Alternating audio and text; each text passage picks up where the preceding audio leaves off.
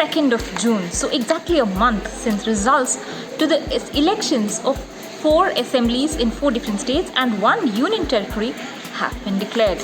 And now while each of these 4 states has brought in a functional government of its own, that union territory though has almost fallen off the radar as far as governance is concerned. Now Puducherry has an in-charge Lieutenant Governor in Thamizisai Soundararajan and the Chief Minister who swore in or took oath of office on the 7th of May, N. Rangasamy. Beyond this, there is no cabinet that has been sworn in. There is no council of ministers who have been appointed. There is no assembly session. In fact, all the MLAs took oath of office only about a week back.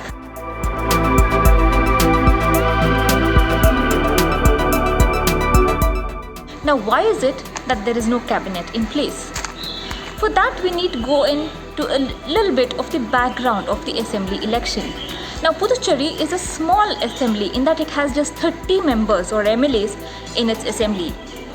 And as is wont to be seen in most small assemblies, instability is always a big fear. Same with Puducherry.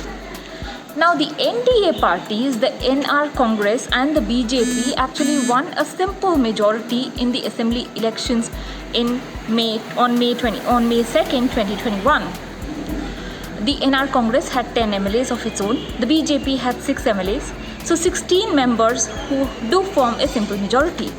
Now, soon after taking oath of office, N. Rangasamy had to be hospitalized for COVID. And after that, in the meantime, when he was not yet back to resuming his duties, the BJP won the support of 3 independent candidates.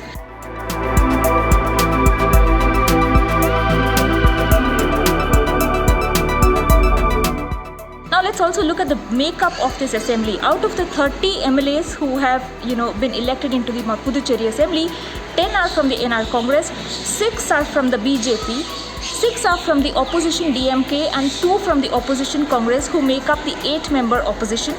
And there are 6 independents. That's almost 20% of the assembly is filled with independents. Now the BJP has already won over the confidence of 3 of these independents.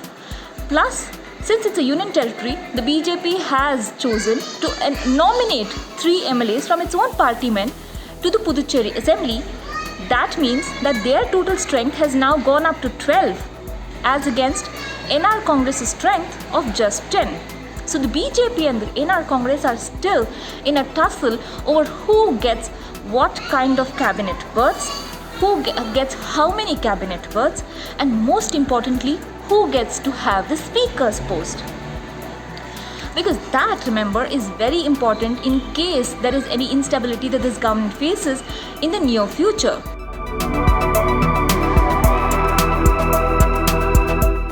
Now the BJP wants the speaker's post, plus it wants 3 cabinet berths, including 1 deputy chief minister's post.